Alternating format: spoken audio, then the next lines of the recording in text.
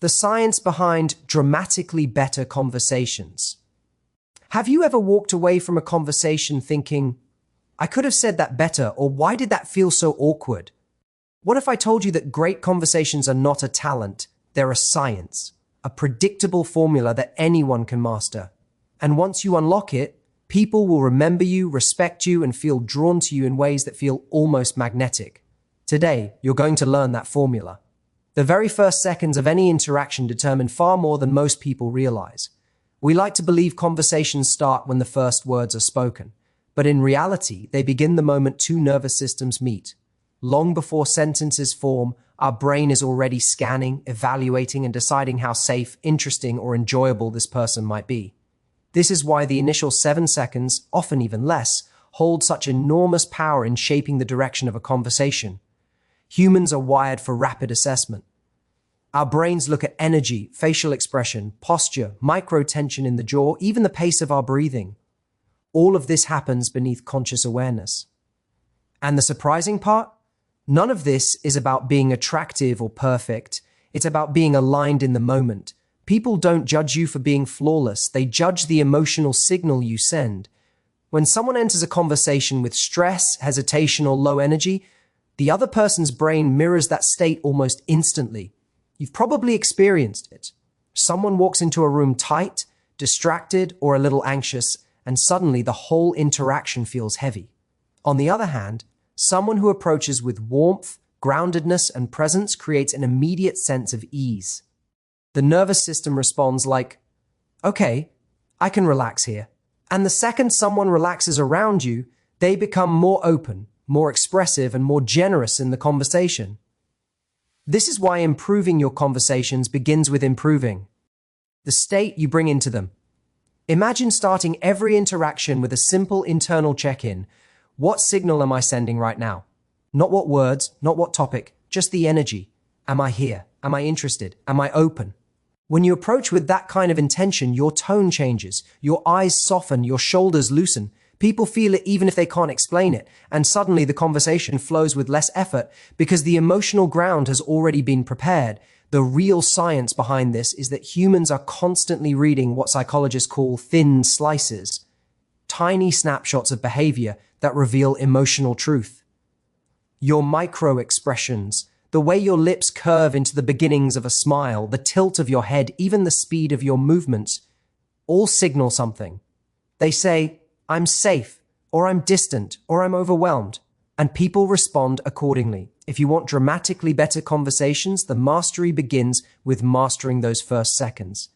Because when your presence communicates curiosity and confidence, people engage with you on a completely different level. And by the time you say your first words, their mind is already telling them this is someone worth talking to. Most people enter conversations with one silent goal: to be understood. They want their story heard, their opinion respected, their emotions validated. But the real magic of connection happens when you flip that goal and focus instead on understanding the person in front of you. This shift, what we call the spotlight shift, is one of the most transformative conversational skills because it taps directly into how the human brain experiences reward, belonging, and emotional safety.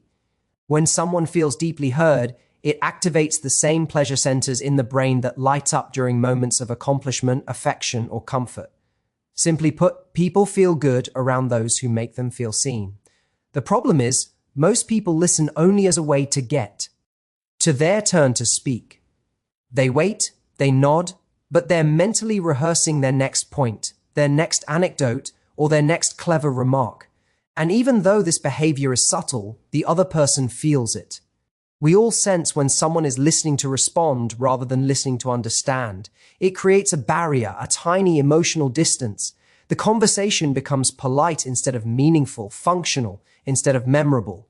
When you master the spotlight shift, you learn to create the opposite effect. You make the other person feel like the hero of the moment, not by exaggerating interest or forcing enthusiasm, but by asking the kinds of questions that invite them to express their thoughts more fully. Simple questions with depth. What made you think that? How did that feel for you? What happened next? Questions like these signal, I care about your perspective. This kind of attention is rare, which is why it's so powerful. But the spotlight shift isn't about disappearing or downplaying yourself. It's not self-sacrifice, it's strategic. When you give someone space to expand, they naturally become more curious about you in return. Their brain registers the interaction as safe, rewarding, and balanced. They start asking you deeper questions, they lean in more. The dynamic becomes a flow rather than a tug of war for attention. There is another layer to this. When you give people the spotlight, you reveal things about them they don't normally share. They show their thinking style, their emotional world, their values. You get real insight. And that insight allows you to connect with them on a level most people never reach. You're no longer exchanging words. You're exchanging understanding. This is why conversational experts don't try to be the most interesting person in the room. They try to be the most interested, because the moment someone feels understood, they open the doors to a richer, more honest version of themselves. And once that door opens, the rest of the conversation flows almost effortlessly. Human beings are natural mimickers, far more than we admit. Long before language existed, we bonded through physical cues, mirrored movements, and shared emotional rhythms. Even today, without awareness, we sync our body language to the people we feel comfortable with. When two friends sit together, their posture often matches. When someone laughs, others smile instinctively. This is not manipulation, it's biology. It's the nervous system's way of saying, we're aligned. And this alignment is one of the most powerful forces behind effortless, meaningful conversation. The art of mirroring is not about copying someone's gestures like a robot. It's about attuning yourself to their emotional state and responding in a way that signals comfort and understanding. If they speak softly, you soften your tone slightly. If they take a moment to think before answering, you allow space instead of rushing. If they are excited, you let your own energy warm up to meet theirs. Humans feel safest with people whose emotional rhythm matches their own. It's the psychological equivalent of saying, I'm with you, not against you. But mirroring becomes harmful when people try to use it as a manipulation tactic, forced, exaggerated, or mechanical. People can sense inauthenticity quickly. True mirroring happens from a place of empathy, not strategy. It means you are fully present, tuned in, and genuinely invested in the emotional experience of the other person. When done naturally, it creates a subtle but powerful connection. The other person feels understood without you having to say a single word. Think about a time when you were upset and someone responded with too much cheerfulness or too much intensity. It felt uncomfortable, right? It almost created emotional dissonance. That clash in energy shuts conversations down before they begin. But when someone meets you where you are, calm when you're calm, grounded when you're anxious, enthusiastic when you're excited, you relax. That relaxation is the gateway to honesty, openness, and trust. Mirroring also works through micro-expressions. A small head tilt, a gentle nod, a softening around the eyes. These tiny signals communicate, I hear you, go on. People talk more freely when they feel this kind of non-verbal encouragement. It's why great conversationalists often feel magnetic. They make others feel emotionally synchronized. This is why mastering mirroring is a game changer. It allows you to guide the emotional temperature of the interaction. You can make someone feel safe during difficult conversations, energized during exciting ones, or calm during chaotic ones. And because mirroring taps directly into the subconscious mind, the other person won't analyze why they feel good around you. They just will. And that emotional ease becomes the foundation of dramatically better conversations. There's a subtle truth about human connection that most people never learn. People don't bond over perfection. They bond over humanity. Perfection creates distance. Humanity creates closeness.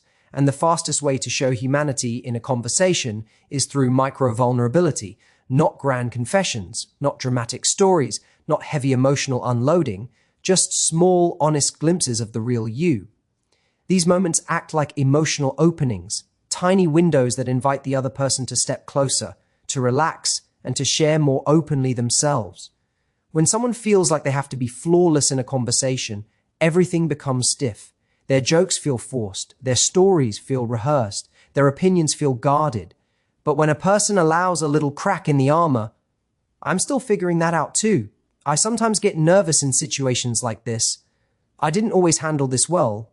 It tells the other person, without saying it directly, You don't have to perform here. You can just be real. This is the kind of atmosphere where genuine connection thrives. Micro-vulnerability is powerful because it's disarming.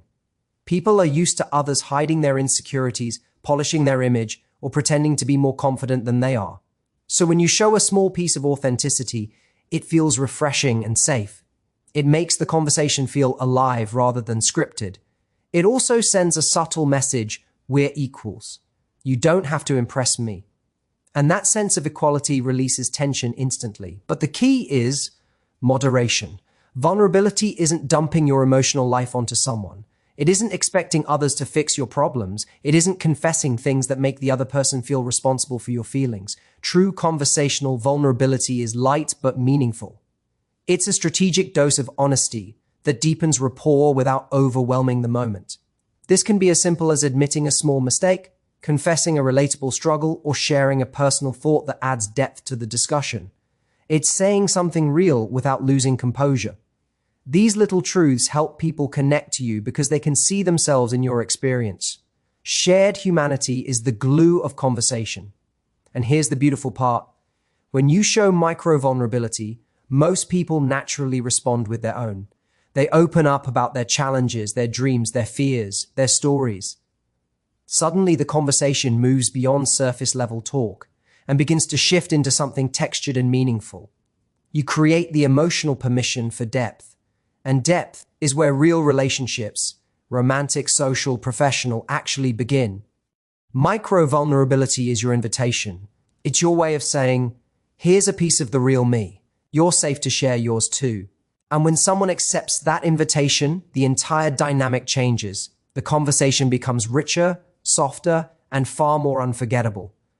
Most people believe confidence in conversation means talking a lot, leading the discussion, filling the silence, and always having something smart to say. But real confidence is almost the opposite. Real confidence is the ability to not dominate the space. It's the ability to speak with clarity, then pause and allow the conversation to breathe. That balance, speaking just enough to establish presence and then giving the other person room to expand, is one of the most underrated skills in communication. It's what I call the 80-20th confidence balance. Contribute 20% with impact. Invite 80% with curiosity. When someone talks non-stop, the other person's brain becomes tired. It feels like being pushed into the backseat of your own conversation. You don't feel engaged, you feel managed. And even if the talker is interesting, the conversation doesn't feel like a connection. It feels like a performance. But when someone communicates with the 80-20th balance, you feel drawn in, you feel involved, you feel valued. You don't feel like you're listening to a speech, you feel like you're part of something. This is why confident communicators don't try to impress you with endless stories. They don't try to win the moment.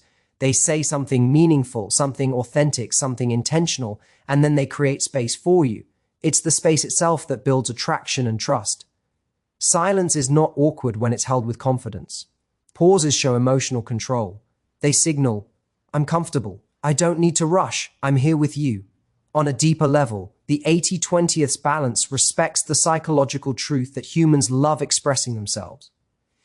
Everyone wants to feel interesting, intelligent, and understood. When you give someone the 80%, you give them the gift of being the main character of the moment. And ironically, this is exactly what makes you more memorable. People walk away thinking, wow, that was such a good conversation. Even though they did most of the talking, they associate you with that positive emotional experience. But this balance doesn't mean becoming passive. Your 20% still needs to carry weight. When you speak, speak with purpose. Share something thoughtful. Add a perspective that deepens the conversation. Then step back again.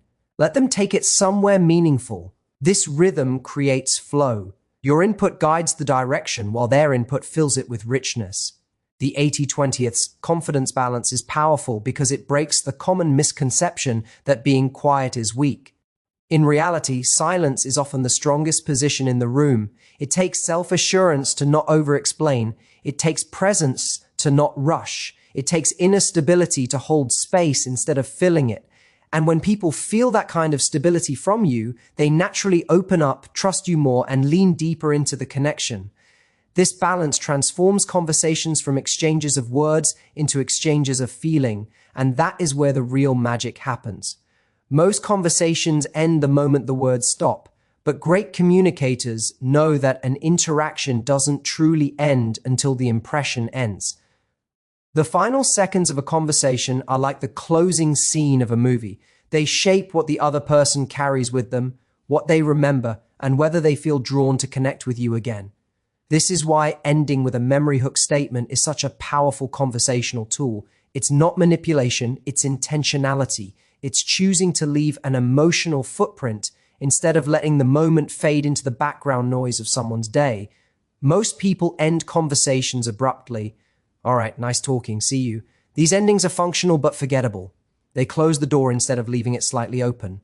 A memory hook statement, however, creates continuity. It subtly says, this connection isn't finished, it simply pauses here.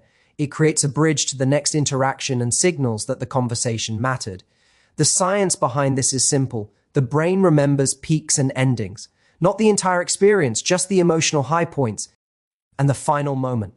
So, when you end with something thoughtful, curious, warm, or forward-focused, you carve yourself into their memory. A small line like, I'd love to hear more about that next time, or this was really refreshing.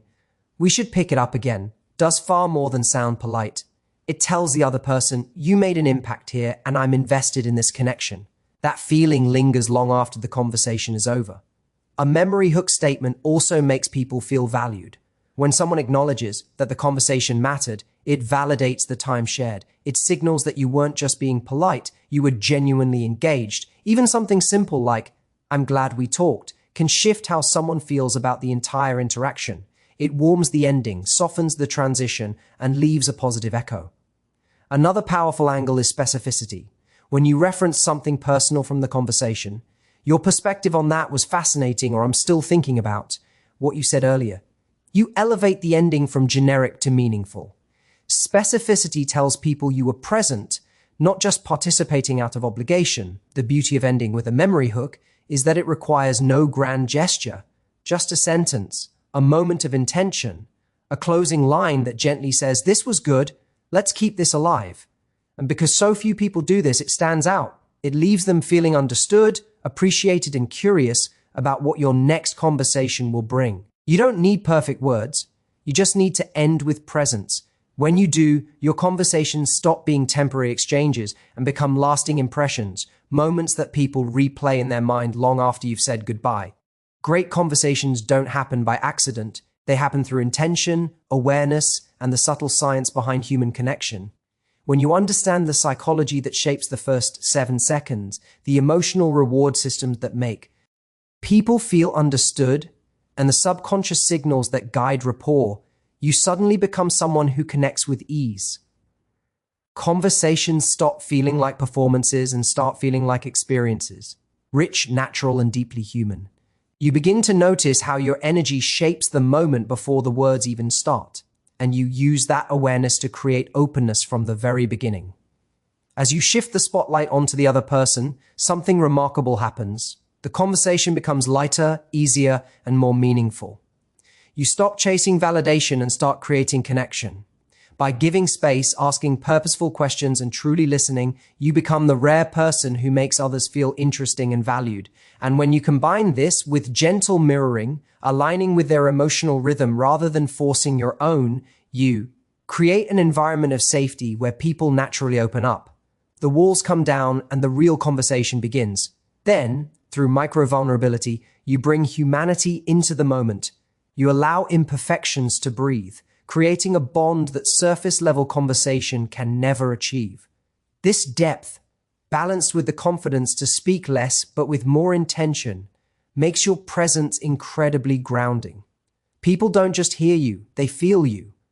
They sense the emotional stability, the subtle openness, and the quiet confidence that turns simple conversations into memorable ones.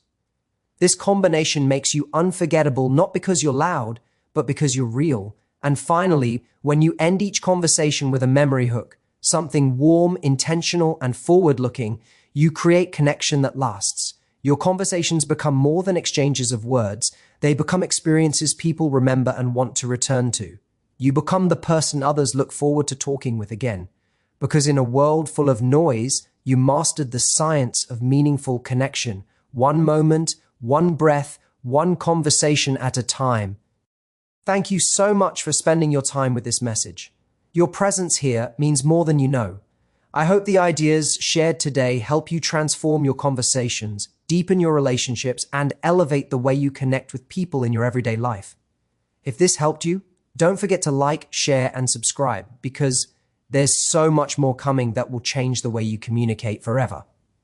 Until next time, stay curious, stay open, and keep growing into the best version of yourself. Thank you, and goodbye.